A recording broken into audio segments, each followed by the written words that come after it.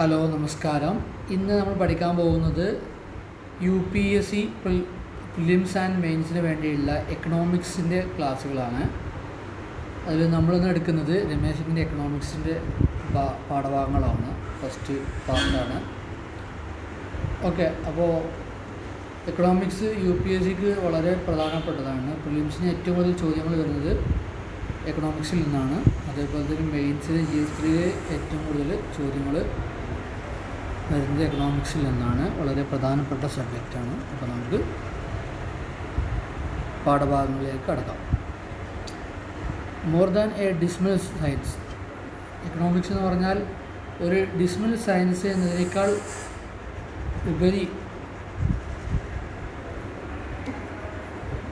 വളരെ പ്രധാനപ്പെട്ട ഒന്നാണ് എന്നാണ് പറയുന്നത്. Economics has been called a dismal science. എക്കണോമിക്സിനെ ഡിസിമൽ സയൻസ് എന്നാണ് മുമ്പ് വിളിച്ചിട്ടുണ്ടായിരുന്നത്. കാരണം precisely a depressing and poor science, ഒരു യഥാർത്ഥ സയൻസ് അല്ല എന്നുള്ള നിലക്കായിരുന്നു, അങ്ങനെ പൂർ സയൻസ് എന്നുള്ള നിലക്കായിരുന്നു വിളിച്ചിട്ടുണ്ടായിരുന്നത്. Other than this discipline has also been criticised for being a kind of riddle for common people to comprehend. അതുമാത്രമല്ല, ഈ എക്കണോമിക്സിന് എതിരെയുള്ള ഒരു വിമർശനം എന്ന് പറയുന്നത് എന്താണ്, സാധാരണ ജനങ്ങൾക്ക്, കോമൺ പീപ്പിളിന് മനസ്സിലാക്കാൻ ബുദ്ധിമുട്ടുള്ള ഒരു സബ്ജക്റ്റായിരുന്നു അത് എന്നുള്ളതാണ്. Last but not the least, അവസാനമായി പറയാനുള്ളത്, it has been called a failed science. ഈ എക്കണോമിക്സിന് ഫെയിൽഡ് സയൻസ് എന്നാണ് വിളിച്ചിട്ടുണ്ടായിരുന്നത്. Also more so after its failure to predict the US subprime crisis of 2008. 2008 US subprime crisis predict ചെയ്യാൻ എക്കണോമിക്സിന് സാധിച്ചില്ല. അതുകൊണ്ടാണ് അങ്ങനെ ഒരു പേര് വരാനായിട്ട് കാരണം. Still nobody can deny invaluable role played by economics. എന്നാലും ഇപ്പോഴും നമുക്ക് നിഷേധിക്കാൻ കഴിയാത്തൊരു കാര്യം എക്കണോമിക്സ് വഹിക്കുന്ന റോളിനെ പറ്റിയാണ്. എന്തിന്? To make this world a better place for humanity. മനുഷ്യന് ഏറ്റവും നല്ല സ്ഥലമായിട്ട് ഈ ലോകത്തെ മാറ്റിമറിക്കുന്നതിൽ എക്കണോമിക്സിൻ്റെ റോള് നമുക്ക് എന്തായാലും നിഷേധിക്കാനായിട്ട് സാധിക്കില്ല. അണ്ടർസ്റ്റാൻഡിങ് എക്കണോമിക്സ്, നമ്മൾ എക്കണോമിക്സിനെ മനസ്സിലാക്കാൻ ശ്രമിക്കുകയാണ്. Understanding economics and its nuances have always been a challenge. എക്കണോമിക്സിനെ മനസ്സിലാക്കുക, അതേപോലെ തന്നെ അതിൻ്റെ വിവിധ വശങ്ങൾ അത് മനസ്സിലാക്കുക എന്നുള്ളത് ഓൾവേസ് ബീൻ എ ചാലഞ്ച് എന്നാണ് പറയുന്നത്. എപ്പോഴും ഒരു ചലഞ്ചാണ്. എസ്പെഷ്യലി പ്രത്യേകിച്ച് for those who come from no background in it. പ്രത്യേകിച്ച് എക്കണോമിക്സ് ബാക്ക്ഗ്രൗണ്ടിൽ അല്ലാത്ത ഒരാളെ സംബന്ധിച്ചിടത്തോളം അത് വളരെ ബുദ്ധിമുട്ടുള്ള കാര്യമാണ്. It doesn't mean that those with a background in it are very comfortable. അതുകൊണ്ട് ഉദ്ദേശിക്കുന്നത് എക്കണോമിക്സ് പരിചയമുള്ള ആൾക്കാർ, അത് ബാക്ക്ഗ്രൗണ്ടുള്ള ആൾക്കാർക്ക് അത് വളരെ എളുപ്പമാണ് എന്നുള്ളതല്ല. Great many of such people face and all together different sort of problems. ഇത്തരം ആളുകളും അത്തരത്തിലുള്ള പല പ്രശ്നങ്ങളും നേരിടുന്നുണ്ട്. The understand less economics than they know. അവരറിയുന്നതിനേക്കാൾ എക്കണോമിക്സിനെ വളരെ കുറച്ചാണ് അവർ മനസ്സിലാക്കിയിട്ടുള്ളത്. Missing the applicatory dimension of economics is a general problem among such people. അത്തരം ആളുകൾക്കുള്ള പ്രധാന പ്രശ്നം എന്ന് പറയുന്നത് എക്കണോമിക്സിൻ്റെ അത് എങ്ങനെ അത് നടപ്പിൽ അപ്ലിക്കേഷൻ ലെവലിൽ കൊണ്ടുവരും എന്നുള്ള അതിൻ്റെ ആ ഡയമെൻഷനാണ് അവർക്ക് മിസ് ചെയ്തിട്ടുള്ളത്. Today emphasising being on the application of economics. ഇന്ന് ഏറ്റവും കൂടുതൽ ഇമ്പോർട്ടൻ്റ് കൊടുക്കുന്നത് എക്കണോമിക്സിൻ്റെ അപ്ലിക്കേഷൻ ലെവലിൽ ആണ് എന്നുള്ളതാണ്. Especially in the competitive exam, പ്രത്യേകിച്ചും മത്സര പരീക്ഷകളിലൊക്കെ എക്കണോമിക്സിൻ്റെ ആപ്ലിക്കേഷൻ ലെവലിനെ കുറിച്ചാണ് എന്ത് ചെയ്യുന്നത് ഇമ്പോർട്ടൻ്റ് കൊടുക്കുന്നത്. Knowing economics is not enough, rather one is required to have the ability to apply economics in every day life. Economics അറിയുക എന്നുള്ളത് അല്ല, അതിനേക്കാൾ ഇമ്പോർട്ടൻ്റ് എന്താണ്, നമ്മുടെ നിത്യജീവിതത്തിൽ എക്കണോമിക്സ് എങ്ങനെ അപ്ലൈ ചെയ്യാം എന്നുള്ളതിനെ കുറിച്ചുള്ള നമുക്കൊരു കഴിവ് ഉണ്ടാക്കിയെടുക്കുക എന്നുള്ളതാണ്. And this is only possible if on understand economics. അത് എങ്ങനെ മാത്രമേ സാധ്യമുള്ളൂ, നമുക്ക് എക്കണോമിക്സ് മനസ്സിലായാൽ മാത്രമേ അത് സാധ്യമാവുകയുള്ളൂ എന്നാണ് പറയുന്നത്. Making economics easier for both categories of the readers have been one of the prime aims of this book എന്നാണ് പറയുന്നത്. ഈ ബുക്കിൻ്റെ പ്രധാനപ്പെട്ട ലക്ഷ്യം എന്ന് പറയുന്നത്, പ്രൈം എയിം എന്ന് പറയുന്നത്, വായനക്കാർ, രണ്ട് തരത്തിലുള്ള വായനക്കാരും, അതായത് എക്കണോമിക്സ് ബാക്ക്ഗ്രൗണ്ടുള്ള ആൾക്കാരും അല്ലാത്ത ആൾക്കാരും ഈ ബുക്ക് വായിക്കുന്നതിലൂടെ അവർക്ക് എക്കണോമിക്സ് ഈസി ആക്കുക എന്നുള്ളതാണ് ഈ പുസ്തകത്തിൻ്റെ ഉദ്ദേശം എന്ന് പറയുന്നത്. Rather this has not been an easy task for 2 reasons. അതത്ര എളുപ്പമുള്ള കാര്യമല്ല, 2 കാരണങ്ങളാണ്. Firstly, keeping the soul of the concept intact while simplifying them. എക്കണോമിക്സിലെ കൺസെപ്റ്റുകൾ, ആശയങ്ങൾ അത് എളുപ്പമാക്കുന്ന സമയത്ത് അതിൻ്റെ ആ കൺസെപ്റ്റിൻ്റെ, ആശയങ്ങളുടെ, എക്കണോമിക്സ് ആശയങ്ങളുടെ ആത്മാവ് നഷ്ടപ്പെടാൻ പാടില്ല എന്നുള്ളത് കൊണ്ടാണ്. അതിന് കേടുപാട് സംഭവിക്കാൻ പാടില്ല, കൃത്യത വേണം എന്നുള്ളത് കൊണ്ട്. 2, secondly, educating the reader about the contemporary economics issue. ഇപ്പോൾ നമ്മുടെ ഈ കണ്ടംപററി ഇപ്പോൾ നടന്നുകൊണ്ടിരിക്കുന്ന സാമ്പത്തികമായ പ്രശ്നങ്ങളെക്കുറിച്ച് വായനക്കാരിൽ അതിനെക്കുറിച്ചൊരു അവർക്കൊരു വിദ്യാഭ്യാസം കൊടുക്കുക. ഈ 2 കാരണങ്ങൾ കൊണ്ടാണ്. അതൊക്കെ എളുപ്പമല്ല എന്നുള്ളത് കൊണ്ടാണ് എന്ത് ചെയ്യുന്നത്, ഇത് ബുദ്ധിമുട്ടാണ് എന്ന്, ഈ എക്കണോമിക്സ് മനസ്സിലാക്കുക ബുദ്ധിമുട്ടാണ് എന്നാണ് പറയുന്നത്. Developing a book on Indian economy would have been an easy task. എക്കണോമിയെക്കുറിച്ച്, ഇന്ത്യൻ എക്കോണമിയെക്കുറിച്ച് ഒരു പുസ്തകം തയ്യാറാക്കുക എന്നുള്ളത് എളുപ്പമായിരുന്നു. എങ്ങനെയായിരുന്നെങ്കിൽ had simplifying economics not been among the aims. നമ്മുടെ പുസ്തകത്തിൻ്റെ ലക്ഷ്യം എക്കണോമിക്സ് സിംപ്ലിഫൈ ചെയ്യുക എന്നുള്ളത് അല്ലായിരുന്നുവെങ്കിൽ. This is why along with the analyse of economic issues there flow an undercurrent of economic theory throughout the book. ഈ പുസ്തകത്തിലൂടെ ധാരാളം തിയറികൾ, under current തിയറികൾ എന്ത് ചെയ്യുന്നുണ്ട്, പറഞ്ഞു പോകുന്നുണ്ട്. അതേപോലെ തന്നെ എക്കണോമിക്സ് ഇഷ്യൂകൾ അനലൈസ് ചെയ്യുന്നുമുണ്ട്.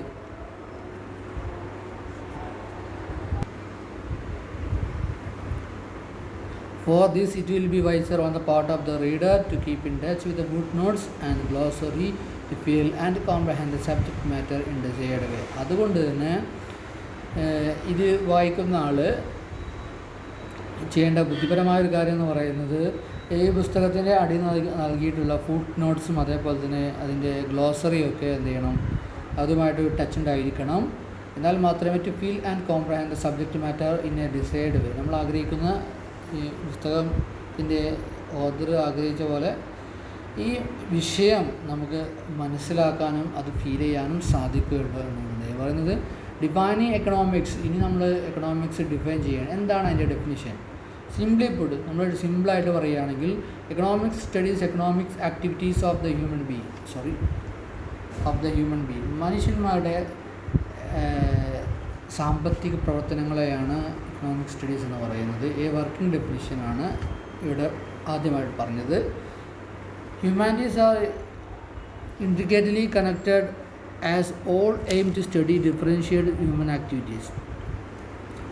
ഈ ഹ്യൂമാനിറ്റീസ് പറയുന്നത് എന്താണ്, ഒരു കോംപ്ലക്സ് ആയിട്ടുള്ള, കണക്റ്റഡ് ആയിട്ടുള്ള, എല്ലാം കൂടി കണക്റ്റ് ആയിട്ടുള്ള ഒരു സബ്ജക്റ്റാണ്. അതിൻ്റെ എയിം എന്ന് പറഞ്ഞാൽ to study differentiated human activities, മനുഷ്യൻ്റെ വിവിധങ്ങളായ പ്രവർത്തനങ്ങൾ പഠിക്കുക എന്നുള്ളതാണ്. That is why interdisciplinary approach to study humanities considered wiser. അതുകൊണ്ട് തന്നെ ഹ്യൂമാനിറ്റീസ് എന്ന് പറയുന്ന സബ്ജക്റ്റ് പഠിക്കാനായിട്ട് ഇൻ്റർ ഡിസിപ്ലിനറി അപ്രോച്ചാണ് ഏറ്റവും ബുദ്ധിപരമായിട്ട് പരിഗണിക്കപ്പെടുന്നത്. What are economics activities? എന്താണ് എക്കണോമിക്സ് ആക്ടിവിറ്റീസ് എന്ന് പറഞ്ഞാൽ എന്താണ്? ഇനി വെരി സിമ്പിൾ, വളരെ സിമ്പിളായിട്ട് പറയുകയാണെങ്കിൽ, all activities where money is involved can called economic activities. പണം ഇൻവോൾവ് ചെയ്യുന്ന എല്ലാ പ്രവർത്തനങ്ങളെയും നമുക്ക് എന്ത് ചെയ്യാം, എക്കണോമിക് ആക്ടിവിറ്റീസ് എന്ന് എന്ത് ചെയ്യാൻ വിളിക്കാനായിട്ട് സാധിക്കും. And wherever money come in question there come the economic motive gain. എവിടേക്ക് പണം എന്നുള്ള ചോദ്യം വരുന്നുവോ അവിടെ എന്ത് വരുന്നുണ്ട്, എക്കണോമിക് മോട്ടീവ് അല്ലെങ്കിൽ എക്കണോമിക് ഗെയിൻ വരുന്നുണ്ട്. Several example can be taken of. നമുക്ക് കുറേ ഉദാഹരണങ്ങൾ എടുക്കാം. ഗെറ്റിംഗ് ജോബ്, നമുക്ക് ജോലി കിട്ടുകയാണെങ്കിൽ, അതേപോലെ തന്നെ ഗിവിങ് എ ജോബ്, നമ്മളൊരാൾക്ക് ജോലി കൊടുക്കുകയാണെങ്കിൽ.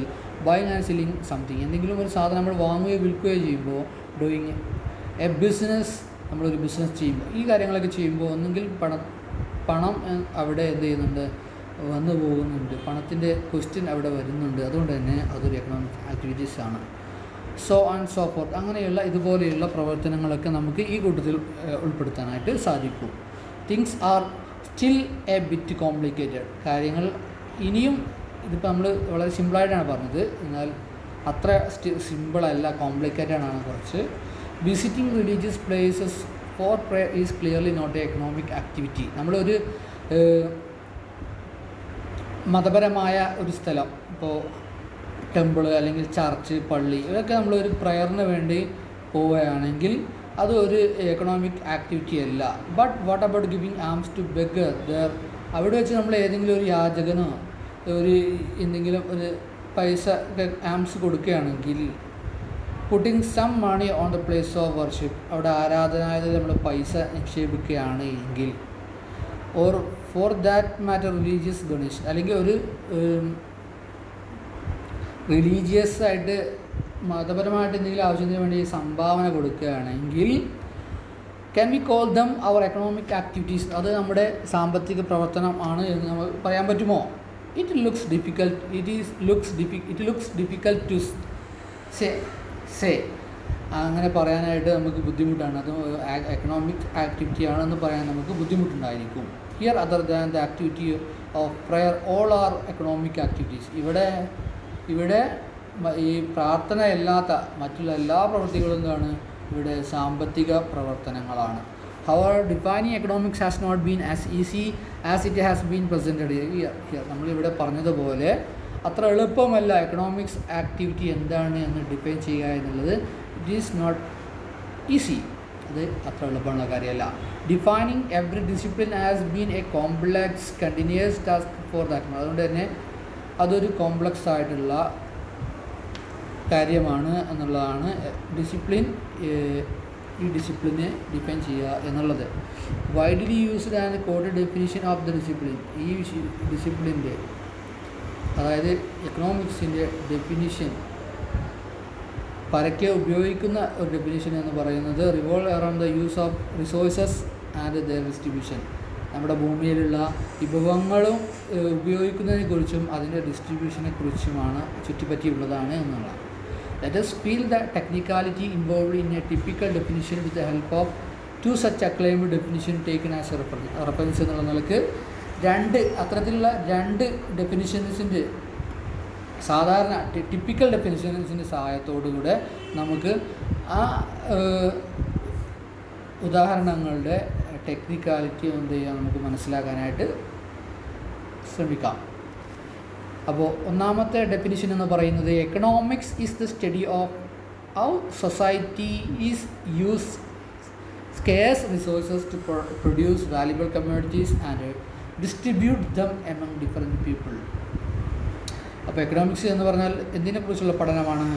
സൊസൈറ്റി എങ്ങനെയാണ് പരിമിതമായ റിസോഴ്സുകൾ ഉപയോഗിച്ചിട്ട് പ്രൊഡ്യൂസ് വാല്യബിളായിട്ടുള്ള ഉൽപ്പന്നങ്ങൾ ഉണ്ടാക്കുന്നത്, അതെങ്ങനെയാണ് വ്യത്യസ്തരായ ആൾക്കാർക്കിടയിൽ അത് ഡിസ്ട്രിബ്യൂട്ട് ചെയ്യുന്നത് എന്നുള്ളതിനെക്കുറിച്ചുള്ള പഠനമാണ് എന്നാണ് പറയുന്നത്. വേറൊരു ഡെഫിനിഷൻ എന്ന് പറയുന്നത് എക്കണോമിക് സ്റ്റഡീസ് ഹൗ എക്കണോമിക്സ് പഠിക്കുന്നത് എന്തിനെക്കുറിച്ചാണ്? How individuals firms governments and other organisation within our society, നമ്മുടെ സമൂഹത്തിലുള്ള വ്യക്തികൾ, സ്ഥാപനങ്ങൾ, ഗവൺമെൻറ്റുകൾ, അതേപോലെ തന്നെ സംഘടനകൾ, ഇതൊക്കെ എങ്ങനെയാണ് മേക്ക് ചോയ്സുകൾ നടത്തുന്നത്, and how these choices determine A societies use of its resources, ഈ ചോയ്സ് എങ്ങനെയാണ് നമ്മുടെ സമൂഹത്തിൻ്റെ ഉപയോഗത്തിന് വേണ്ടി അതിൻ്റെ റിസോഴ്സുകൾ തീരുമാനിക്കുന്നത് എന്നുള്ളതിനെക്കുറിച്ചുള്ള പഠനമാണ് എക്കണോമിക്സ് എന്ന് പറഞ്ഞാൽ. Economics is the study of how society uses it's scarce resources, അതിൻ്റെ വളരെ കുറഞ്ഞ റിസോഴ്സുകൾ അതിനെ എങ്ങനെ ഉപയോഗിക്കുന്നു എന്നുള്ളതിനെക്കുറിച്ചുള്ള പഠനമാണ്. Is probably the most used definition, ഇതാണ് ഒരുപക്ഷെ ഏറ്റവും കൂടുതൽ ഉപയോഗിക്കുന്ന ഡെഫിനിഷൻ, വിച്ച് ഈസ് കാച്ചി, ഇത് വളരെ ആൾക്കാർക്ക് പെട്ടെന്ന് ക്യാച്ച് ചെയ്യുന്നതാണ്, മനസ്സിലാക്കുന്ന പറ്റുന്നതാണ്. As well as concise also, വളരെ ചെറുതുമാണ് എന്നുള്ളതാണ്. മൈക്രോ ആൻഡ് മാക്രോ എക്കണോമിക്സ് ഇങ്ങനെ 2 കാറ്റഗറി ആയിട്ട് തിരിക്കുകയാണ്. ഒന്ന് മൈക്രോ എന്ന് പറഞ്ഞാൽ ചെറുത്, ആൻഡ് മാക്രോ വലുത്, അങ്ങനെ 2ആയി തരം തിരിക്കുകയാണ്. ആഫ്റ്റർ ഗ്രേറ്റ് ഡിപ്രഷൻ ഡ്യൂറിങ് 1930, 1930-കളുടെ സമയത്ത് ഉണ്ടായ ഗ്രേറ്റ് ഡിപ്രഷൻ്റെ ശേഷം, അതായത് സാമ്പത്തിക മാന്ദ്യത്തിന് ശേഷം, the domain of economics got divide in 2 broad branches. Economics എന്നുള്ള ആ ഡൊമൈന് 2ആയിട്ട് ഡിവൈഡായി, രണ്ട് ബ്രോഡ് ബ്രാഞ്ചുകളായിട്ട്, വലിയ ശാഖകളായിട്ട് അത് പിരിഞ്ഞു. അതിൽ ഒന്നാമത്തെയാണ് the micro and macro economics. Micro and macro economics എന്നീ 2 ബ്രാഞ്ചുകളാണ് അത്. John Maynard Keynes is considered the father of the macro economics. Macro എക്കണോമിക്സിൻ്റെ ഫാദറായിട്ട് പരിഗണിക്കുന്നത് ജോൺ മൈനാർഡ് കെയ്ൻസിനെയാണ്. അപ്പോൾ പരീക്ഷയ്ക്ക് ചോദ്യം വരാം, അപ്പോൾ ശ്രദ്ധിക്കുക. ജോൺ മൈനാർഡ് കെയ്ൻസ് ആണ് മാക്രോ എക്കണോമിക്സിൻ്റെ father. The brand came into being after the publication of his seminal work the general theory of employment, interest and Money in 1933. 1936 John Maynard കെയ്ൻസിൻ്റെ അദ്ദേഹത്തിൻ്റെ ഒരു പുസ്തകം പ്രസിദ്ധീകരിക്കുന്നതോടുകൂടിയാണ് ഈ മാക്രോ എക്കണോമിക്സ് എന്നുള്ള ഒരു branch എക്കണോമിക്സിന് ഉണ്ടാകുന്നത്. ആ പുസ്തകത്തിൻ്റെ പേര് the general theory of employment, interest and money എന്നുള്ളതാണ്. നമ്മൾ ഒരു സിമ്പിളായിട്ട് പറയുകയാണെങ്കിൽ, ഈ macro economics is about the forest. ഒരു കാട് സങ്കല്പിക്കാം. ആ കാടിനെ കുറിച്ചുള്ള പഠനമാണ് മാക്രോ എക്കണോമിക്സ് എങ്കിൽ, micro economics is about the tree. Micro economics പറഞ്ഞാൽ ആ കാട്ടിലുള്ള മരങ്ങളെക്കുറിച്ചുള്ള പഠനമാണ്. While the former deals with big picture, micro economics ഒരു വലിയ ചിത്രമാണ് ഡീൽ ചെയ്യുന്നത് എങ്കിൽ, ദ ലാറ്റർ ഡീൽസ് വിത്ത്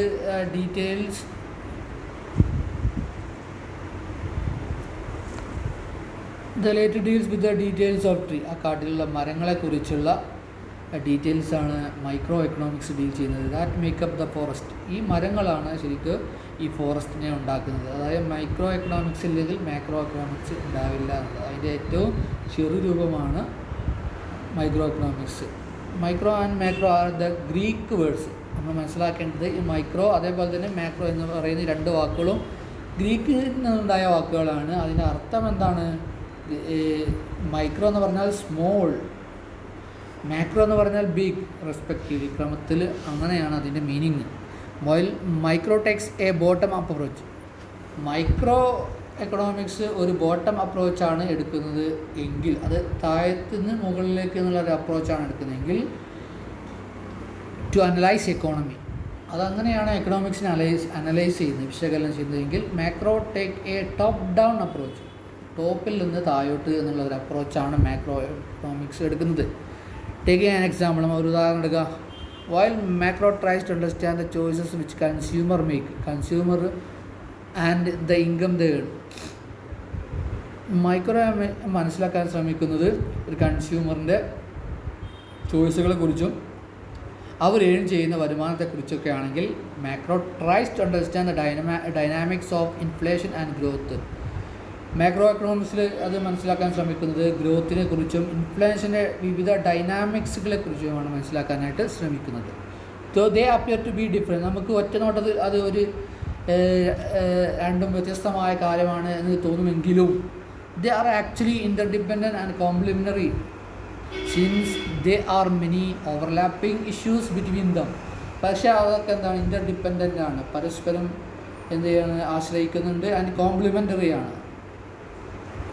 കാരണം ഇതിലെ രണ്ടിൻ്റെ ഇടയിലുള്ള 2 സബ്ജക്റ്റിൻ്റെയും തമ്മിലുള്ള ഇഷ്യൂകൾ ഓവർലാപ്പ്, പല കാര്യങ്ങളും ഓവർലാപ്പ് ചെയ്യുന്നുണ്ട് എന്നുള്ളതാണ്. ഉദാഹരണമായിട്ട് നോക്കുക, എ റൈസ് ഇൻ ഇൻഫ്ലേഷൻ, നമ്മുടെ സാധനങ്ങളുടെ വില, ഇൻഫ്ലേഷൻ ഉണ്ടാവുക, സാധനങ്ങൾ വില കയറുമ്പോൾ, you will cost rise in the cost of raw materials സ്വാഭാവികമായും സാധനങ്ങളുടെ റോ മെറ്റീരിയൽസിൻ്റെ കോസ്റ്റ് എന്ത് ചെയ്യും, പ്രൈസ് ചെയ്യും, കൂടും. Leading to rise in price of which consumer will pay. സ്വാഭാവികമായും കൺസ്യൂമർ ഒരു സാധനം വാങ്ങുമ്പോൾ അതിന് പേ ചെയ്യുന്ന പ്രൈസും എന്ത് ചെയ്യും, ഇൻക്രീസ് ചെയ്യും. അതായത് ചുരുക്കി പറഞ്ഞാൽ മാക്രോ എക്കണോമിക്സിൻ്റെ ഒരു എഫക്റ്റ് അത് മൈക്രോ എക്കണോമിക്സിനെയും എന്ത് ചെയ്യും, എഫക്റ്റ് ചെയ്യും എന്നുള്ളതാണ്. Micro theory evolved from the theories of how prices are determined. Micro theory അത് ഇതിനെക്കുറിച്ചുള്ളതാണ്, എങ്ങനെയാണ് വില എന്നതിനെക്കുറിച്ചുള്ള തിയറികളിൽ നിന്നാണ് എന്ത് ചെയ്യുന്നത്, മൈക്രോ തിയറി ഉത്ഭവിക്കുന്നത്. Macro on the other hand, അതേസമയം മാക്രോ തിയറി അത് ഉണ്ടാവുന്നത് എന്തിൽ നിന്നാണ്, is rooted in empirical observation that existing theory could not be explain. ഇപ്പോൾ നമ്മുടെ നിലവിലുള്ള എക്സിസ്റ്റിംഗ് ആയിട്ടുള്ള തിയറികളിൽ നിന്ന് ഇത് എക്സ്പ്ലെയിൻ ചെയ്യാൻ കഴിയില്ല എന്നുള്ള ഒബ്സർവേഷനിൽ നിന്നാണ്. While there are not competing schools of thoughts in macro as schools, കാരണം മാക്രോക്കും മൈക്രോ സ്കൂളുകൾക്കും എന്തില്ല, കോമ്പീറ്റിംഗ് ആയ സ്കൂളുകൾ ചിന്താധാരകൾ ഇപ്പോൾ ഇല്ല എന്നാണ് പറയുന്നത്. ലൈക്ക് മുമ്പത്തെ പോലെ like new Keynesian or new classic. മുമ്പൊക്കെ കെനീഷ്യൻ സ്കൂൾ ഉണ്ടായിരുന്നു, അതേപോലെ തന്നെ ന്യൂ ക്ലാസിക് സ്കൂളൊക്കെ ഉണ്ടായിരുന്നു. സിൻസ് ദ ലേറ്റ് 1980, അതായത് 1800കളുടെ അവസാനത്തിൽ rather these revisions have been narrowing. ഈ ഒരു വ്യത്യാസം മാക്രോ എക്കണോമിക്സും മൈക്രോ എക്കണോമിക്സും തമ്മിലുള്ള ആ ഡിഫറൻസസ് എന്ത് ചെയ്യുന്നുണ്ട്, ഡിവിഷനുകൾ, ഒരു വിഭജനം കുറഞ്ഞു വരികയാണ്, നാരോയിങ് ആണ്. Econometrics is the third core area of economics. എക്കണോമിക്സിൻ്റെ ഏറ്റവും പ്രധാനപ്പെട്ട മൂന്നാമത്തെ ഏരിയയാണ് എക്കണോമെട്രിക്സ് എന്ന് പറയുന്നത്. This field seeks to apply statistical and mathematical methods to economic analysis. ഈ എക്കണോമെട്രിക്സ് എന്ന് പറയുന്ന ഈ ഫീൽഡ് അത് നമ്മുടെ എക്കണോമിക് അനാലിസിസിന് വേണ്ടി മാത്തമാറ്റിക്കൽ മെത്തേഡ്സും സ്റ്റാറ്റിസ്റ്റിക്കൽ മെത്തേഡും എങ്ങനെ അപ്ലൈ ചെയ്യാൻ സാധിക്കും എന്നതിനെക്കുറിച്ച് അന്വേഷണം നടത്തിക്കൊണ്ടിരിക്കുകയാണ് എന്നാണ് പറയുന്നത്. ദ സൊഫിസ്റ്റിക്കേറ്റഡ് അനാലിസിസ്, ഇത് വളരെ പണച്ചെലവുള്ള കാര്യമാണ്. അത് ഓഫ് മാക്രോ സബ്ഫീൽഡ്. ഈ മൈക്രോ എക്കണോമിക്സിൻ്റെയും മാക്രോ എക്കണോമിക് സബ്ഫീൽഡിൽ വരുന്ന ഈ പണം ഇടപാട് സോഫിസ്റ്റിക്കേറ്റഡ് ആയിട്ടുള്ള ഈ analysis would not have been possible. നമ്മളിപ്പോൾ നടത്തിക്കൊണ്ടിരിക്കുന്നത് അത് സാധ്യമാവുമായിരുന്നില്ല. എങ്ങനെയായിരുന്നു എങ്കിൽ without major advance made in എക്കണോമെട്രിക്സിലുള്ള ഇത്രയും മുന്നേറ്റം നമുക്ക് സാധിച്ചത് കൊണ്ടാണ് അതിനൊക്കെ സാധിക്കുന്നതെന്നാണ് പറയുന്നത്. ഓവർ ദ പാസ്റ്റ് സെഞ്ച്വറീസ്, കഴിഞ്ഞ നൂറ്റാണ്ടുകളിൽ നമുക്ക് അത് എക്കണോമെട്രിക്സിൽ വളരെയധികം മുന്നോട്ട് പോകാൻ സാധിച്ചിട്ടുള്ളതുകൊണ്ടാണ്. What is an economy? എന്താണ് എക്കോണമി എന്ന് പറയുന്നത്? അപ്പോൾ economy is economics in action. Economy എന്ന് പറഞ്ഞാൽ എക്കണോമിക്സിന് ഉള്ള ആക്ഷനെയാണ് എന്താ പറയുക എക്കോണമി എന്ന് പറയുക. It is a still frame picture of economic activities. Economic ആക്ടിവിറ്റീസിൻ്റെ ഒരു സ്റ്റിൽ ഫ്രെയിം പിക്ചറാണ് എക്കോണമി എന്ന് പറഞ്ഞാൽ. A country, a company, a family, all have their economies. അപ്പോൾ ഒരു രാജ്യത്തിന് ഒരു എക്കോണമി ഉണ്ട്, ഒരു കമ്പനിക്കാണ് അതിനൊരു എക്കോണമി ഉണ്ട്, ഒരു ഫാമിലിയാണ് അതിനും ഒരു എക്കോണമി ഉണ്ട്. It is popularly used in case of countries. രാജ്യങ്ങളുടെ എക്കോണമിയെക്കുറിച്ച് പോപ്പുലറായിട്ട് അങ്ങനെ ഉപയോഗിക്കാറുണ്ട്. ഇന്ത്യൻ എക്കോണമി എന്ന് പറയാറുണ്ട്, US എക്കോണമി എന്ന് പറയാറുണ്ട്, ജാപ്പനീസ് എക്കോണമി എന്നൊക്കെ പറയാറുണ്ട്. while the principles and theories of economics remain the same. എക്കണോമിക്സിലെ തിയറികളും പ്രിൻസിപ്പിളുകളും ഒക്കെ എന്താണ്, സെയിമാണ്. പക്ഷേ economies show diversities given the socio economic diversities countries have. പക്ഷെ രാജ്യങ്ങളുടെ എക്കോണമികൾ എന്ത് ചെയ്യുന്നുണ്ട്, വ്യത്യസ്തമാണ്. കാരണം ഓരോ കൺട്രിക്കും വ്യത്യസ്തമായ സാമൂഹിക സോഷ്യോ എക്കണോമിക് ഡൈവേഴ്സിറ്റി ഉണ്ട് എന്നുള്ളതുകൊണ്ട് തന്നെ ഓരോ രാജ്യത്തിൻ്റെയും കൺട്രിയുടെയും എക്കോണമി എന്താണ് ഡിഫറെൻ്റ് ആണ് എന്നുള്ളതാണ്, ഡൈവേഴ്സിറ്റി ഉള്ളതാണ് എന്നുള്ളതാണ്. Sectors and types of economics, എക്കോണമിയുടെ സെക്ടേഴ്സുകളും ടൈപ്പുകളുമാണ് പഠിക്കാൻ പോകുന്നത്. Economic activities in a country are broadly divide into 3 main sectors. നമ്മൾ ഒരു രാജ്യത്തിൻ്റെ എക്കണോമിക്സ് ആക്ടിവിറ്റികൾ നമ്മൾ പ്രധാനമായിട്ടും 3 ബ്രോഡായിട്ട് ഡിവൈഡ് ചെയ്തിട്ടുണ്ട്, 3 സെക്ടറുകളിലായിട്ടാണ്. And by their dominance economies get their names also. ആ 3 മെയിനായിട്ടുള്ള സെക്ടേഴ്സുകൾ അതിൻ്റെ പേരുകളുണ്ട്. ഒന്നാമത്തത് പ്രൈമറി സെക്ടർ എന്നുള്ളതാണ്. Economic activities which take place while exploiting the natural resource fall under it. പ്രകൃതിയിലെ റിസോഴ്സുകൾ ചൂഷണം ചെയ്തുകൊണ്ട് എന്തെങ്കിലും എക്കണോമിക്സ് ആക്ടിവിറ്റി നടക്കുകയാണെങ്കിൽ അത് ഈ കാറ്റഗറിയിലേക്കാണ് വരിക. ഉദാഹരണമായിട്ട് സച്ച് ആസ് മൈനിങ് എന്ന് പറയുന്നത് ഖനനം, ഇത് നാച്ചുറൽ റിസോഴ്സിനെ എക്സ്പ്ലോയിറ്റ് ചെയ്യുകയാണ്, നമ്മൾ കുഴിച്ചെടുക്കുകയാണ്. ഇപ്പോൾ നമ്മൾ സ്വർണ്ണമൊക്കെ കുഴിച്ചെടുക്കുന്നു, അത് നാച്ചുറൽ റിസോഴ്സിൽ നിന്ന് എന്ത് ചെയ്യണം, സ്വർണ്ണം കുഴിച്ചെടുക്കുകയാണ്. അപ്പോൾ അതൊരു എക്കണോമിക് ആക്ടിവിറ്റിയാണ്. അപ്പോൾ അത് പ്രൈമറി സെക്ടറുടെ കീഴിലാണ് വരിക. അതേപോലെ തന്നെ അഗ്രികൾച്ചറൽ ആക്ടിവിറ്റീസ്, ഓയിൽ എക്സ്പ്ലോറേഷൻ, ഇതൊക്കെ എന്താണ് പ്രൈമറി സെക്ടറിൽ വരുന്നതാണ്. When agriculture sector contribute half of the national income and livelihood in a country, it is called agrarian economy. ഒരു രാജ്യത്തിൻ്റെ നാഷണൽ ഇൻകത്തിൻ്റെ പകുതിയും കോൺട്രിബ്യൂട്ട് ചെയ്യുന്നത്, അതേപോലെ തന്നെ ആ രാജ്യത്തിൻ്റെ ലൈവ്ലിഹുഡും പ്രൊവൈഡ് ചെയ്യുന്നത് അഗ്രികൾച്ചർ മേഖലയിൽ നിന്ന്, പ്രൈമറി സെക്ടറിൽ നിന്നാണെങ്കിൽ it is called agrarian economy. അതിനെയാണ് അഗ്രേറിയൻ എക്കോണമി എന്ന് പറയുക.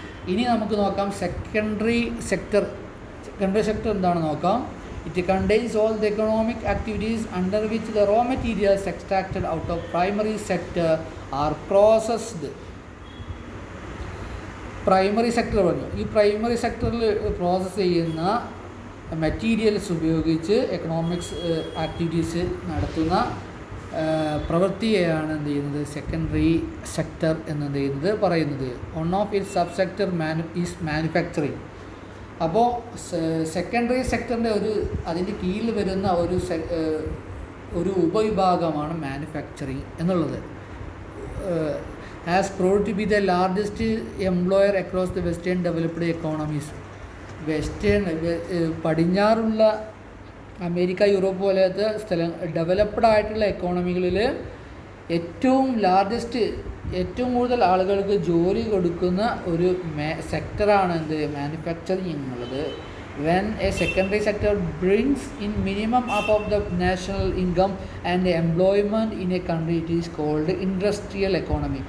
സെക്കൻഡറി സെക്ടറിൽ നിന്നാണ് ഒരു രാജ്യത്തിൻ്റെ വരുമാനത്തിൻ്റെ ഏറ്റവും ചുരുങ്ങിയത് പകുതിയെങ്കിലും വരുന്നത് എങ്കിൽ, അതേപോലെ തന്നെ എംപ്ലോയ്മെൻറ്റിൻ്റെ പകുതിയും വരുന്നത് സെക്കൻഡറി സെക്ടറിൽ നിന്നാണെങ്കിൽ ആ സെക്ടറിനെ വിളിക്കുന്ന പേരാണ് ഇൻഡസ്ട്രിയൽ എക്കോണമി എന്ന് വിളിക്കുന്നത്. ഇനി മൂന്നാമത്തെ സെക്ടറാണ് tertiary sector. All of the economics activities where services are produced falls in this sector. സർവീസുമായി ബന്ധപ്പെട്ട എല്ലാ എക്കണോമിക്സ് ആക്ടിവിറ്റികളും ഈ കാറ്റഗറിയിലാണ് എന്ത് ചെയ്യുക വരിക. എഡ്യൂക്കേഷൻ ഇതിൽ വരുന്ന ഏതൊക്കെയാണ്? വിദ്യാഭ്യാസം, ഹെൽത്ത് കെയർ, ആരോഗ്യ സംരക്ഷണം, ബാങ്കിങ്, കമ്മ്യൂണിക്കേഷൻ, ഇതൊക്കെ ഇതിന് കീഴിലാണ് വരിക, മൂന്നാമത്തതിലാണ് വരിക. When this sector contribute minimum of the national income and livelihood in a country, it is called a service economy. Tertiary economy സെക്ടറിൽ നിന്നാണ് ഒരു രാജ്യത്തിൻ്റെ വരുമാനത്തിൻ്റെ ഏറ്റവും ചുരുങ്ങിയത് മിനിമം പകുതിയെങ്കിലും വരുന്നത്. അതേപോലെ തന്നെ ആൾക്കാർ ജോലി ചെയ്യുന്നത് ഈ മേഖലയിൽ നിന്നാണെങ്കിൽ പകുതി അധികം ആളുകൾ ഈ മേഖലയിൽ നിന്നാണ്. അത്തരം എക്കോണമി വിളിക്കുന്ന പേരാണ് സർവീസ് എക്കോണമി എന്ന് പറയുന്നത്. Later on expert created 2 more sectors economy. പിന്നീട് 2 സെക്ടറും കൂടി ഈ സാമ്പത്തിക വിദഗ്ധർ ഇതിന് കൂടെ കൂട്ടിച്ചേർത്തു. അതിന് ആ രണ്ടെണ്ണം ഏതൊക്കെയാണ്? ക്വാട്ടർണറി ആൻഡ് ക്യൂനറി എന്നുള്ളതാണ് ഈ രണ്ടെണ്ണം. So they are sub sectors of the tertiary sector. ഇത് രണ്ടും എന്താണ്? ടെർഷ്യറി സെക്ടറിൻ്റെ സബായിട്ടുള്ള അതിന് കീഴിൽ വരുന്ന രണ്ട് സെക്ടറുകളാണ്.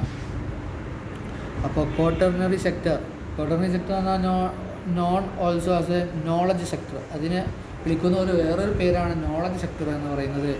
The activities related to education, research and development. അതുമായി ബന്ധപ്പെട്ട പ്രവർത്തനങ്ങൾ എന്തൊക്കെയാണ്? വിദ്യാഭ്യാസപരമായ പ്രവർത്തനങ്ങൾ, റിസർച്ചുകൾ, ഡെവലപ്മെൻറ്റൊക്കെ ഇതിൻ്റെ കീഴിൽ വരുന്നതാണ്.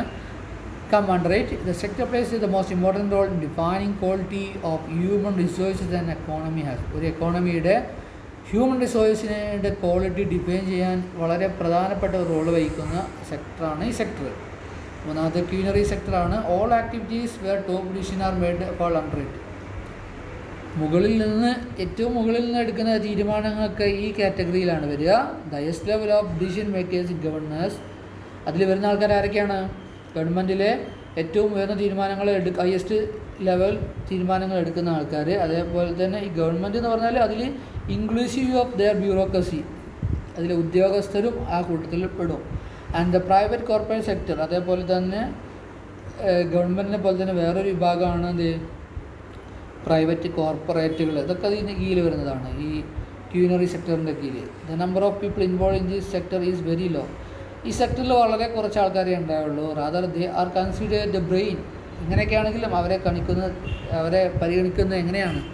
The brain behind the socio economic performance of an economy. ഒരു എക്കോണമിയുടെ സാമ്പത്തികമായ പെർഫോമൻസിന് പിന്നിലുള്ള ബ്രെയിൻ എന്നാണ് എന്ത് ചെയ്യുക അവരെ വിളിക്കുന്നത്. ഇനി നമ്മൾ പഠിക്കാൻ പോകുന്ന സ്റ്റേജസ് ഓഫ് ഗ്രോത്ത് ആണ്. സാമ്പത്തിക വളർച്ചയുടെ ഘട്ടങ്ങൾ ഏതൊക്കെയാണ് നോക്കുന്നത്. Looking at the way developed countries did grow, theory about it was proposed by W. Rostow in 1960, as per which economics grow following the 5 linear stages through 3 main sectors എന്നാണ് പറയുന്നത്. Agriculture, industry, services. അപ്പോൾ 1960 W. റോസ്റ്റോ എന്ന് പറയുന്ന ആൾ സാമ്പത്തിക ശാസ്ത്രജ്ഞൻ, അദ്ദേഹം ഒരു theory ഉണ്ടാക്കി. എന്തിനടിസ്ഥാനത്തിലാണ്? ഈ ഡെവലപ്പ് ചെയ്ത രാജ്യങ്ങൾ എങ്ങനെയാണ് ഡെവലപ്പ് ചെയ്തത് എന്ന് നോക്കിക്കൊണ്ടാണ് അദ്ദേഹം ഒരു തിയറി ഉണ്ടാക്കിയത്. അതനുസരിച്ച് ഈ രാജ്യങ്ങൾ വളരുന്നത് എങ്ങനെയാണ്? 5 ലീനിയർ സ്റ്റേജുകളിലൂടെയാണ്. അതായത് 3 സെക്ടറുകളിലായിട്ട് 5 ലീനിയർ സ്റ്റേജിലൂടെയാണ് എന്ത് ചെയ്യുന്നത് ഡെവലപ്ഡ് കൺട്രീസ് ആർ ഗ്രോയിങ് എന്നെന്ത് ചെയ്യുന്നത് അദ്ദേഹം പറയുന്നത്. അതാ 3 മേഖല: അഗ്രികൾച്ചർ, ഇൻഡസ്ട്രി, സർവീസ്. ഹവർ എങ്ങനെയൊക്കെയാണെങ്കിലും several countries did show exception to this standard of pattern. പക്ഷേ എല്ലാ രാജ്യങ്ങളും ഈ ഒരു സ്റ്റാൻഡേർഡ് ആയിട്ടുള്ള പാറ്റേണിൽ അല്ല വന്നിരിക്കുന്നത് എന്നുള്ളതാണ്. ഉദാഹരണമായിട്ട് India and many other South East Asian countries such as Indonesia, Philippines, Thailand, Vietnam fall under this category. India അതേപോലെ തന്നെ സൗത്ത് ഈസ്റ്റ് രാജ്യങ്ങളിൽപ്പെട്ട ഇന്തോനേഷ്യ, ഫിലിപ്പൈൻസ്, തായ്ലൻഡ്, വിയറ്റ്നാം ഈ രാജ്യങ്ങളൊക്കെ ഇദ്ദേഹം പറഞ്ഞ ഈ തിയറി അനുസരിച്ചല്ല എന്ത് ചെയ്യുന്നത്, പാറ്റേൺ അനുസരിച്ചല്ല എന്ത് ചെയ്യുന്നത് വളർന്നു വന്നിട്ടുള്ളത് എന്നുള്ളതാണ്. These countries moved from stage agrarian to service economy. ഈ രാജ്യങ്ങളൊക്കെ അഗ്രേറിയൻ സ്റ്റേജിൽ നിന്ന് എന്ത് ചെയ്യണം, സർവീസ് സ്റ്റേജിലേക്ക് കയറി വന്നതാണ്. Without much healthier expansion of their industrial sectors. അതായത് അവരുടെ ഇൻഡസ്ട്രിയൽ സെക്ടറിൽ അത്രയധികം ഒരു എക്സ്പാൻഷന്, ഒരു വികസനം ഇല്ലാതെ നേരെ സർവീസ് സെക്ടറിലേക്ക് വന്നു എന്നുള്ളതാണ്. ഇന്ത്യ സോ എ ട്രാൻസിഷൻ, അതായത് ഇന്ത്യ ഒരു ട്രാൻസിഷനാണ് എന്ത് ചെയ്യുന്നത്, രൂപമാറ്റം സംഭവിക്കുകയാണ് ചെയ്തത്. ഫ്രം ഡൊമിനൻസ് ഓഫ് ദ അഗ്രികൾച്ചറിൻ്റെ ഡൊമിനൻസിൽ നിന്ന് to service sector by the late 1990s. 1990കളുടെ അവസാനത്തിൽ നേരെ അഗ്രികൾച്ചറിൽ നിന്ന്, ആധിപത്യത്തിൽ നിന്ന്, ഡൊമിനൻസിൽ നിന്ന് സർവീസ് സെക്ടറിൻ്റെ ഡൊമിനൻസിലേക്കാണ് ഇന്ത്യ വന്നത് എന്നുള്ളതാണ്. ഇന്ത്യക്ക് സംഭവിച്ചൊരു ട്രാൻസിഷൻ, മാറ്റം. When the contribution of services in her national income cross 50%. ഇന്ത്യയുടെ ദേശീയ വരുമാനത്തിൻ്റെ 50% എന്ത് ചെയ്യുന്നത്, സർവീസിൽ നിന്ന് കോൺട്രിബ്യൂട്ട് ചെയ്യുന്നത് എന്നുള്ളതാണ്. ഇനി നമ്മൾ പഠിക്കാൻ പോകുന്നത് എക്കണോമിക് സിസ്റ്റംസാണ്. പല എക്കണോമിക് സിസ്റ്റങ്ങളുണ്ട്. അതിൽ പ്രധാനപ്പെട്ട സിസ്റ്റങ്ങളാണ് നമ്മൾ പഠിക്കാൻ പോകുന്നത്. Human life depend upon uses of certain things.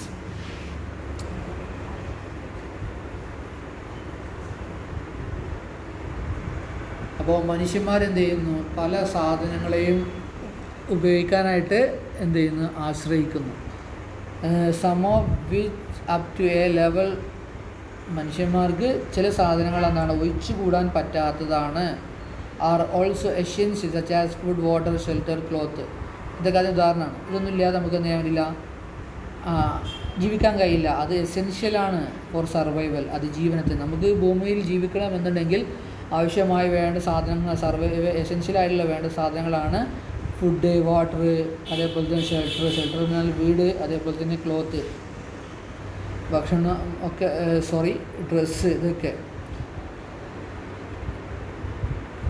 People have these things was the first challenge for the humanity. അപ്പോൾ ഇത്തരം സാധനങ്ങളൊക്കെ ആളുകൾക്ക് ലഭ്യമാക്കുക എന്നുള്ളതായിരുന്നു ഏറ്റവും വലിയ ചലഞ്ച് എന്ന് പറയുന്നത്. This challenge has 2 dimension. ഈ ഒരു ചലഞ്ചിന് 2 ഡയമെൻഷൻ ഉണ്ട് എന്നുള്ളതാണ് പറയുന്നത്. Firstly these things need to be created and secondly they should reach to the needy people. അപ്പോൾ ഈ സാധനങ്ങൾ എന്ത് ചെയ്യണം, പ്രൊഡ്യൂസ് ചെയ്യണം. രണ്ടാമതായിട്ട് അതെന്ത് ചെയ്യണം, ഡിസ്ട്രിബ്യൂട്ട് ചെയ്യണം, അത് ആവശ്യമുള്ള ആൾക്കാരിലേക്ക്. For production on need to set up productive assets for which money needs to be spend. അപ്പോൾ ഒരു സാധനം പ്രൊഡക്ഷൻ ചെയ്യണമെന്നുണ്ടെങ്കിൽ അതിനെന്ത് ചെയ്യണം, പ്രൊഡക്റ്റീവായ അസറ്റ് വേണം. അതിനായിട്ട് പണം സ്പെൻഡ് ചെയ്യണം. അതായത് നോൺ ആസ് ഇൻവെസ്റ്റ്മെൻറ്റ്. പണം സ്പെൻഡ് ചെയ്യണം എന്ന് പറഞ്ഞാൽ ഇൻവെസ്റ്റ്മെൻറ്റ് വേണം എന്നുള്ളതാണ്. But who will invest and why? പക്ഷേ ആരാണ് എന്ത് ചെയ്യുക, ഇൻവെസ്റ്റ് ചെയ്യുക? വൈ, എന്തിന് ഇൻവെസ്റ്റ് ചെയ്യുക, എന്തിനു വേണ്ടി ഇൻവെസ്റ്റ് ചെയ്യണം? In the process taking on this challenge there evolve different types of economics. ഇത്തരം കാര്യങ്ങൾ ഡീൽ ചെയ്യുന്ന ഡിഫറെൻ്റ് ആയിട്ടുള്ള എക്കണോമിക് സിസ്റ്റങ്ങളുണ്ട്.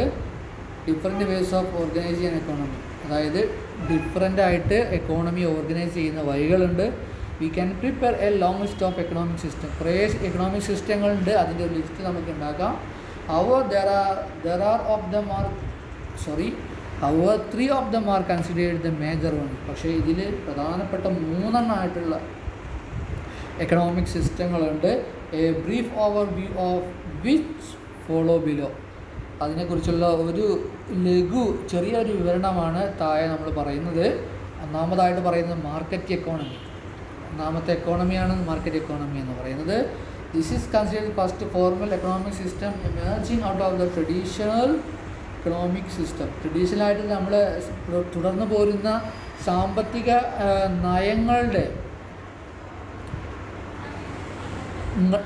നയങ്ങളിൽ നിന്ന് എമർജ് ചെയ്യുന്ന ഫോർമലായിട്ടുള്ള എക്കണോമിക് സിസ്റ്റമാണ് ആദ്യത്തെ സിസ്റ്റമായിട്ട് പരിഗണിക്കുന്നത് മാർക്കറ്റ് എക്കോണമിയാണ്. Its origin is traced back to the work An inquiry into the nature and cause of the wealth of nation, 1776, of Scottish philosopher economist Adam Smith, 1732-90. His main ideas can be summed up in a simplified way in the following way. ഈ market economy എന്നുള്ള ആ ഒരു വാക്കുണ്ടായത്, അതിൻ്റെ ഉത്ഭവം സ്കോട്ടിഷുകാരനായ ഫിലോസഫറായിട്ടുള്ള സാമ്പത്തിക ശാസ്ത്രനായുള്ള Adam Smith എഴുതിയ 1776 എഴുതിയ an enquiry into the nature and cause of wealth of nation എന്ന് പറയുന്ന പുസ്തകത്തിൽ നിന്നാണ് എന്ത് ചെയ്യുന്നത് മാർക്കറ്റ് എക്കോണമി എന്നുള്ള ഒരു വാക്ക് ഉണ്ടായിട്ടുള്ളത്, അതിൻ്റെ ഉത്ഭവം ഉണ്ടായിട്ടുള്ളത്. ആഡം സ്മിത്ത് 1723 മുതൽ 90 വരെ കാലഘട്ടങ്ങളിലാണ് ജീവിച്ചത്. ഈസ് മെയിൻ ഐഡിയ, അദ്ദേഹത്തിൻ്റെ പ്രധാനപ്പെട്ട ആശയങ്ങൾ നമുക്ക് ചുരുക്കി താഴെ നമ്മൾ പറയാം. It is self interest which in motivate individual firms to do economic activities. അദ്ദേഹം പറയുന്ന കാര്യം, സ്വന്തം താല്പര്യപ്രകാരം ഒരു വ്യക്തി അല്ലെങ്കിൽ ഒരു സ്ഥാപനം എന്ത് ചെയ്യാണ്, ഒരു സാമ്പത്തിക പ്രവർത്തനത്തിൽ ഏർപ്പെടുകയാണ്. അതിൽ നിന്നാണ് ഒരു സമൂഹത്തിന് ആവശ്യമായിട്ടുള്ള ഗുഡ്സുകളും സേവനങ്ങളൊക്കെ എന്ത് ചെയ്യുന്നത് ലഭിക്കുന്നത്. It means the product society get is unintended social benefit of someone self interested action. ഒരാൾ അദ്ദേഹത്തിന് സ്വയം ഇൻട്രസ്റ്റ് പ്രകാരം ഒരു സാമ്പത്തിക പ്രവൃത്തി ചെയ്യുന്നത് കൊണ്ട് സമൂഹം പ്രതീക്ഷിക്കാതെ ലഭിക്കുന്ന നേട്ടങ്ങളാണ്, ബെനിഫിറ്റാണ് എന്ത് ചെയ്യുന്നത്, സമൂഹത്തിന് സാധനങ്ങളും സേവനങ്ങളുമായിട്ട് കിട്ടുന്നു എന്നാണ് അദ്ദേഹം പറയുന്നത്.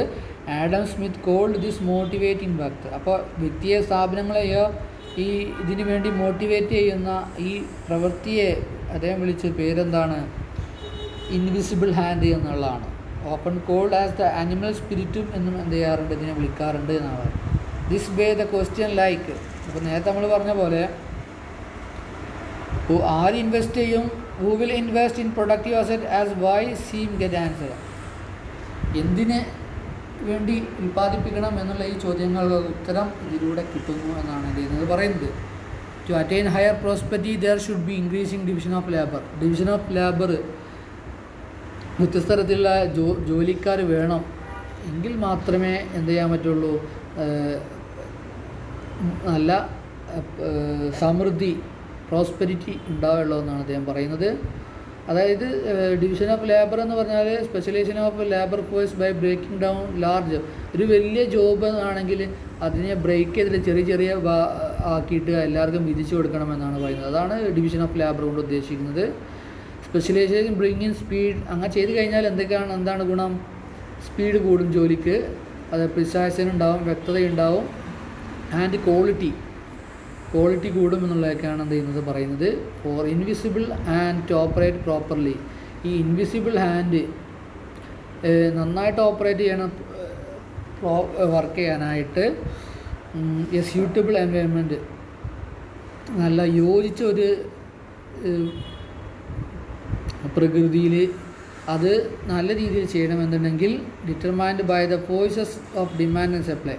ഡിമാൻഡ്, സപ്ലൈ ഈ ഫോഴ്സുകളുടെ അടിസ്ഥാനത്തിൽ ഡിറ്റർമൈൻ ചെയ്തുകൊണ്ടാണ് എന്ത് ചെയ്യുന്നത്, അതിൻ്റെ ശരിക്ക് അതിന് പ്രവർത്തിക്കാനായിട്ട് സാധിക്കുക എന്നുള്ളതാണ്. ഈ ഡിമാൻഡ് ആൻഡ് സപ്ലൈ നമ്മൾ വിളിക്കുന്ന പേരാണ് മാർക്കറ്റ് ഫോഴ്സസ് എന്ന്. What to produce, how much to produce, what to produce എന്തുൽപ്പാദിപ്പിക്കണം, ഹൗ മച്ച് ടു പ്രൊഡ്യൂസ് എത്ര ഉൽപ്പാദിപ്പിക്കണം, and what price to sell എത്ര വിലക്ക് അത് വിൽക്കണം എന്നുള്ളതൊക്കെ all such decision depend on these forces. ഇതൊക്കെല്ലാം ഈ തീരുമാനങ്ങളൊക്കെ എടുക്കുന്നത് എന്തിനെ ബേസ് ചെയ്തിട്ടാണ്? ഈ ഫോഴ്സുകളുടെ മാർക്കറ്റ് ഫോഴ്സിനെ ബേസ് ചെയ്തിട്ട് ആയിരിക്കണം എന്നാണ് അദ്ദേഹം പറയുന്നത്. Such an economic system need to be regulated by competition prevailing in the market. ഇത്തരം എക്കണോമിക് സംവിധാനങ്ങളെ റെഗുലേറ്റ് ചെയ്യേണ്ടത്, നിയന്ത്രിക്കേണ്ടത് എങ്ങനെയാണ്? മാർക്കറ്റിൽ നിലനിൽക്കുന്ന കോമ്പറ്റീഷനിലൂടെയാണെന്നാണ് പറയുന്നത്. For efficient operation of the economic activities government should follow a policy. അപ്പോൾ ഈ എക്കണോമിക്സ് ആക്ടിവിറ്റീസ് നല്ല രീതിയിലായിട്ട് പ്രവർത്തിക്കാനായിട്ട് ഗവൺമെൻറ് എന്ത് ചെയ്യണം? Government should follow a policy of laces fair എന്ന് പറയുന്ന ലേസസ് ഫെയർ എന്ന് പറയുന്ന ഒരു പോളിസി എന്ത് ചെയ്യണം? അവർ ഫോളോ ചെയ്യണം. ഈ ലേസസ് ഫെയർ എന്ന് പറയുന്ന ആ വാക്ക് ഫ്രഞ്ച് വേർഡാണ്, which means leave it alone. Leave it alone എന്നാണ് ഫ്രഞ്ച് വേർഡാണ്, അത് ലീവ് ഇറ്റ് അലോൺ എന്നാണ് അതിൻ്റെ അർത്ഥമായിട്ട് എന്ത് ചെയ്യുന്നത് പറയുന്നത്. Which is generally translated by economist as, സാമ്പത്തിക ശാസ്ത്രജ്ഞന്മാർ ജനറലി അതിനെ ട്രാൻസ്ലേറ്റ് ചെയ്യുന്നത് എങ്ങനെയാണ്? Non interfere. Leave it alone എന്ന് പറയുന്നത് ഡോണ്ട് ഇൻ്റർഫിയർ, നോൺ ഇൻ്റർഫറൻസ് എന്നാണ് പറയുന്നത്. അതായത് lesser government better the economics performance. Government കുറച്ച് കഴിഞ്ഞാൽ എന്താവും? നല്ല എക്കണോമിക്സ് പെർഫോമൻസ് ഉണ്ടാവും എന്നാണ് പറയുന്നത്. Here non interference by the government means great many different things such as എന്തൊക്കെ ഇതിനായിട്ട് ഗവൺമെൻറ് ഇടപെടാതിരിക്കുക എന്ന് പറയുമ്പോൾ അതുകൊണ്ട് ഉദ്ദേശിക്കുന്നതാണ് പല കാര്യങ്ങളാണ്. Government playing nor or least economics role. Government ഒന്നും ചെയ്യാൻ, ഒരു തരത്തിലും എന്ത് ചെയ്യാൻ പാടില്ല, ഇടപെടാൻ പാടില്ല എന്നാണ് പറയുന്നത്. അല്ലെങ്കിൽ വളരെ കുറച്ച് മാത്രം ഇടപെടാൻ പാടുള്ളൂ എന്നാണ്. Producing none of the goods and services.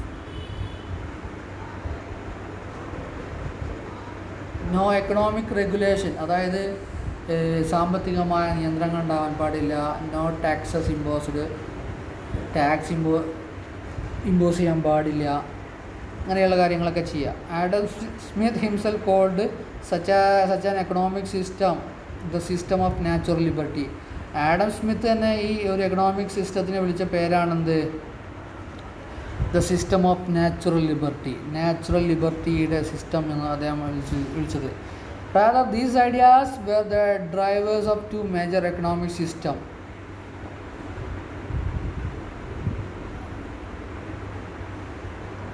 നമ്മളിപ്പോൾ പറഞ്ഞ കാര്യങ്ങൾ ഈ ഒരു ആശയത്തിൻ്റെ ഐഡിയ മാത്രമായിരുന്നില്ല, പിന്നെ രണ്ട് ഐഡിയകളുടെയും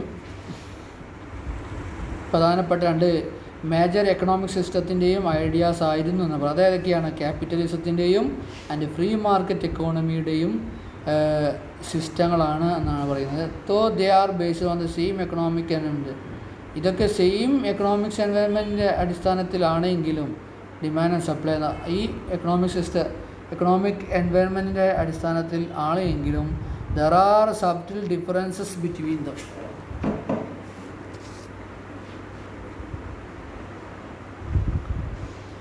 ഇതിനൊക്കെ ഇതിൻ്റെ വ്യത്യാസങ്ങളുണ്ട്. ഇതിന് മൂന്നും എന്താണ്? വ്യത്യസ്തമായിട്ടുള്ള ഐഡിയാസാണ്. അത് മനസ്സിലാക്കാൻ കുറച്ച് ബുദ്ധിമുട്ടാണ് എന്നാണ് പറയുന്നത്.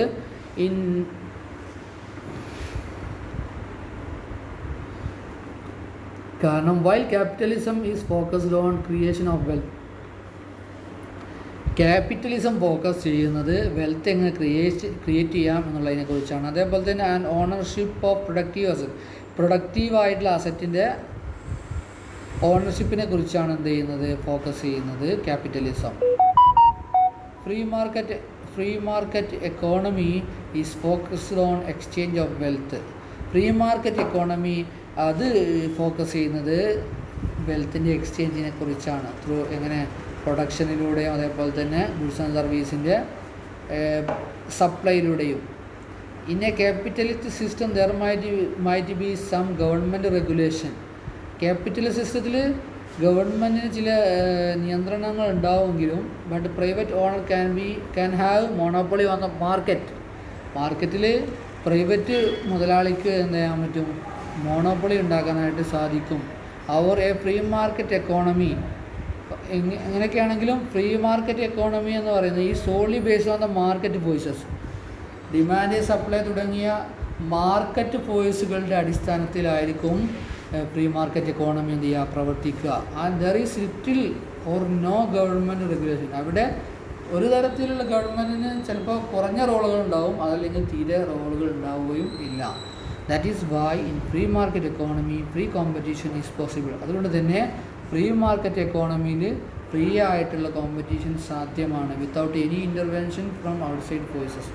പുറത്തുനിന്നുള്ള ഫോഴ്സിൽ നിന്നുള്ള ഒരു ഇൻ്റർവെൻഷനും കൂടാതെ എന്ത് ചെയ്യാൻ പറ്റും? ഫ്രീ ആയിട്ടുള്ള കോമ്പറ്റീഷൻ അവിടെ സാധ്യമാകുമെന്നുള്ളതാണ്.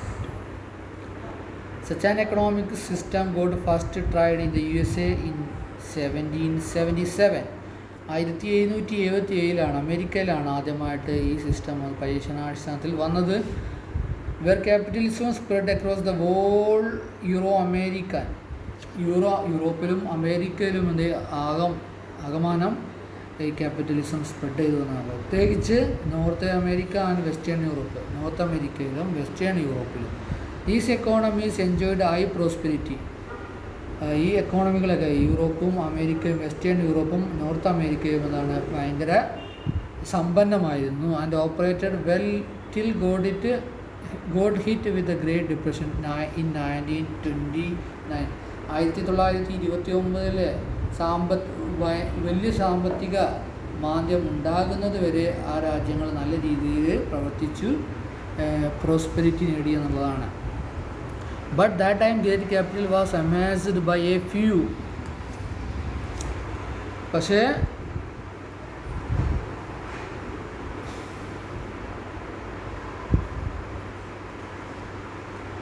ബൈ ദാറ്റ് ടൈം ആ സമയത്ത് great capital was amassed by few. ഈ ക്യാപിറ്റലൊക്കെ വളരെ കുറഞ്ഞ ആളുകളുടെ കയ്യിലാണ് കുന്നുകൂടിയിരുന്നത്. അതായത് multi and transnational companies. Multi national കമ്പനീസിനും ട്രാൻസ്നാഷണൽ കമ്പനികളുടെ കയ്യിലായിരുന്നു ക്യാപിറ്റൽ മുഴുവനും. അതിൽ മെജോറിറ്റി റിമൈനിങ് ഫോർ മറ്റുള്ള ഇവരൊക്കെ പാവപ്പെട്ട ആൾക്കാരായിരുന്നു. Widening inequality in the process of the time. കാലക്രമേണ ഈ പ്രോസസ്സിൽ എന്ത് ചെയ്തു, ഇനിക്വാളിറ്റി അസമത്വം നിലവിൽ വന്നു. അത് വളരെ വലുതായി.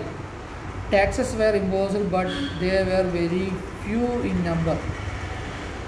ടാക്സൊക്കെ ഇമ്പോസ് ചെയ്തിട്ടുണ്ടായിരുന്നു, പക്ഷേ അതൊക്കെ വളരെ കുറച്ചേ ഉള്ളായിരുന്നു. And at a very lower rate, വളരെ കുറഞ്ഞ ഒരു റേറ്റിൽ, with state playing negligible welfare role. അത് മാത്രമല്ല, രാഷ്ട്രങ്ങൾ വേണ്ട രീതിയിൽ എന്ത് ചെയ്യില്ല, വെൽഫെയറിനെ കണ്ടില്ല, ജനങ്ങളുടെ ക്ഷേമത്തിന് വേണ്ടി ഒന്നും ചെയ്തില്ല എന്നുള്ളതാണ്. ഒരു റോളുണ്ടായിരുന്നില്ല. അപ്പോൾ മാർക്കറ്റ് എക്കോണമിയുടെ ഇതുകൊണ്ടുണ്ടായ കോൺ ഓഫ് ദി സിസ്റ്റം, ഇതിൻ്റെ ദോഷങ്ങൾ എന്തൊക്കെയാണെന്നാണ് പറയുന്നത്. Supported by the democratic right and freedom.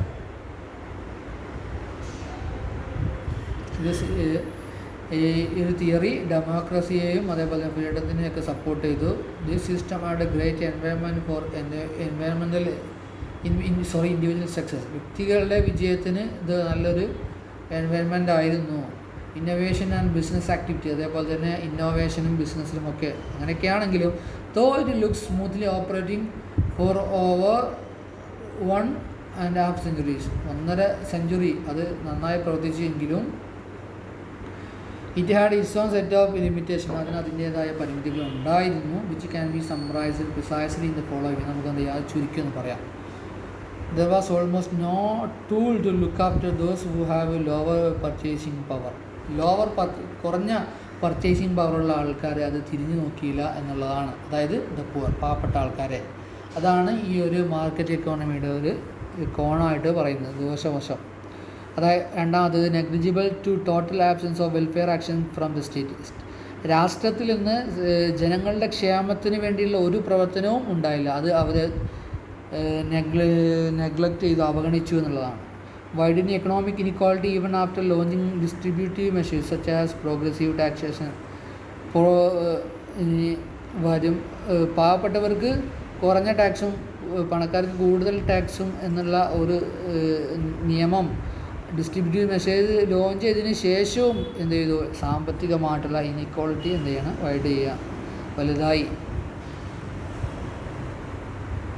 The existing set of policy approaches could not help to economic to recover out of the depression. ഈ ഒരു സാമ്പത്തിക മാന്ദ്യത്തിൽ നിന്ന് പുറത്ത് കടക്കാനായിട്ട് ഈ എക്കോണമിയെ സഹായിക്കാനായിട്ട് ഒന്നും ഇപ്പോൾ നിലവിലുള്ള അപ്രോച്ചുകൾക്ക് സാധിക്കില്ല എന്നാണ് പറയുന്നത്. It was in the wake of this crisis that we see the rise of new branch economics. അപ്പോൾ ഈ എക്കണോമിക്സിൻ്റെ ബ്രാഞ്ചുകൾ ഈ ക്രൈസിസിൽ നിന്ന് മറികടക്കാനായിട്ടാണ് എന്ത് ചെയ്യുന്നത്, പുതിയ എക്കണോമിക്സ് ബ്രാഞ്ചുകൾ എന്ത് ചെയ്യുന്നത്, ഉദയം ചെയ്തത്. ദ മാക്രോ എക്കണോമിക്സ്, അതിൻ്റെ പേരാണ് മാക്രോ എക്കണോമിക്സ് എന്നുള്ളത്. Proposed by British economist John Maynard Keynes. John Maynard Keynes ആണ്. അദ്ദേഹം 1883 മുതൽ 1949 കാലഘട്ടത്തിൽ ജീവിച്ച ആളാണ്. In his seminal work, The General Theory of Employment, Interest and Money in 1936, 1936 അദ്ദേഹം എഴുതിയ ഈ ബുക്ക്, അതായത് ബുക്കിൻ്റെ പേരാണെന്ത്, the general theory of employment, interest and money എന്ന് പറയുന്ന പുസ്തകത്തിലാണ് അദ്ദേഹം ഈ മാക്രോ എക്കണോമിക്സ് എന്നുള്ള ആശയം പറയുന്നത്. Keynes suggested that a new set of policy approach also help economic recovery. അദ്ദേഹം പറഞ്ഞു, കെയ്ൻസ് നിർദ്ദേശിച്ചു ഒരു കൂട്ടം ഒരു സെറ്റ് പോളിസി, അപ്പോൾ അത് ആ ഒരു പോളിസി നടപ്പിൽ വരുത്തിയാൽ ഹെൽപ്പ് എക്കണോമി ടു റിക്കവർ, അത് എന്ത് ചെയ്യും, ഈ സാമ്പത്തിക മാന്ദ്യത്തിൽ കരകയറാൻ സഹായിക്കുമെന്ന് അദ്ദേഹം നിർദ്ദേശിച്ചു. അങ്ങനെ in very simple term gains